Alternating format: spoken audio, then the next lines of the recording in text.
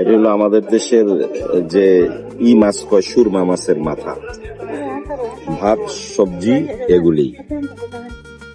এই মুহূর্তে আছি হচ্ছে পেনিং বাতু ফিরিঙ্গি। এখন বাজে রাত 11টা। এখান থেকে যাব হইলো কি বলে জর্জটাউন। এখন জর্জটাউন যাওয়ার একটা কারণ আছে, সেটা আপনাকে বলি। জর্জটাউন যাওয়ার কারণটা হচ্ছে যখনই পেনাঙে আসি তখনই পেনাং এর সব থেকে আমার কাছে ভালো লাগে সেটা হচ্ছে এখানে মাছের মাথার কারি। এটা খুবই পপুলার একটা খাবার পেনাঙের, স্পেশালি যারা পেনাং আসেন তারা সাধারণত জানেন। তবে আমি এখন যেই দোকানটাতে যাব খাওয়ার জন্য, সেই দোকানটা সামথিং ব্রাতোর আগে একটা কিছু আছে। সো ওই দোকানে গিয়া দেখবেন যে অনেকেই লাইন ধরে দাঁড়ায় রয়েছে, রাত 12টা বাজে সবাই খাইতে আসে কম বেশি। আমিও সেখানে যাচ্ছি। তবে আমার এখান থেকে আমি আছি হলো বাতু ফিরিঙ্গিতে। এখান থেকে জর্জটাউন সেই দোকানে যাইতে আমার বোধ হয়, যদি আমি ভুল না বলি, 16-17 কিলোমিটার, যেটা হয়তো আধা ঘন্টার মতো লাগতে পারে। আসেন একসাথে যাইয়া দেখি কি হয়।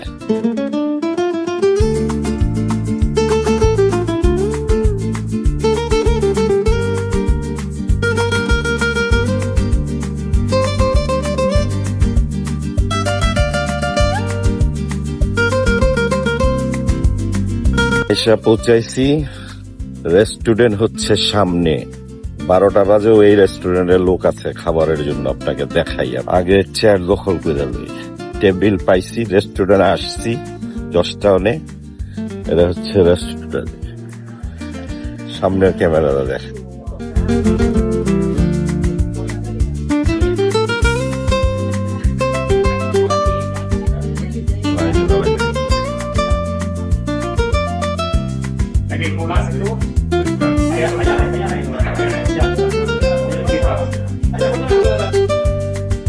অপেক্ষা করতেছি হলো মাছ গরম দিচ্ছে, বসতে হইব বাইরে। অনেকে দেখলে চিন্তা করবে যে এগুলি খাওয়া শেষ হইব না, এটি শেষ হইব অনেক খাবার। এটি হলো আমাদের দেশের যে মাছ কয় সুরমা মাছের মাথা, ভাত সবজি এগুলি। অ্যাকচুয়ালি পেনাং আসলে এই দোকানটা হলো পেনাং জর্জটাউনের পাশে হলো মসজিদ।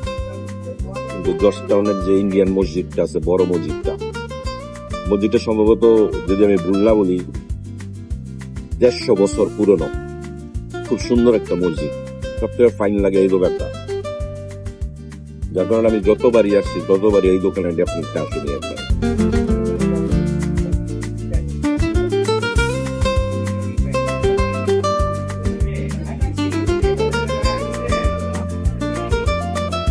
এখানে ওরা যে পরিমাণ কারি দিচ্ছে,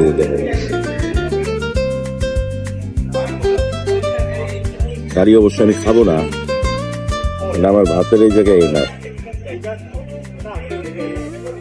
অসাধারণ। আপনি যদি মাছ খাইতে পছন্দ করেন সেই ক্ষেত্রে আমি বলবো যে একটা সেরকম একটা জায়গা।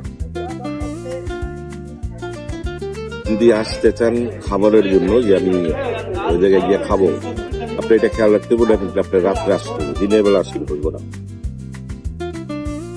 দিনে অবশ্য অন্য জায়গায় রেস্টুরেন্ট আছে, অন্য রেস্টুরেন্ট গুলি অবশ্য দিনে খোলা থাকে।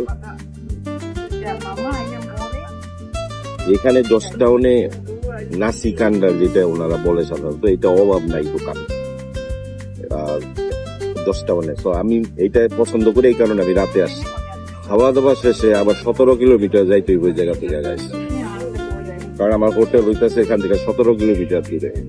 খাওয়া দাওয়া শেষ, এখন আবার চলে যাব গন্তব্যে। পেনাং এর আশপাশে থাকেন কিংবা পেনাং এ ঘুরতে আসবেন, যদি এখানে খাইতে আসেন যে আপনি ইন্ডিয়ান স্টাইলে কান্ডারের দোকানে খাবেন।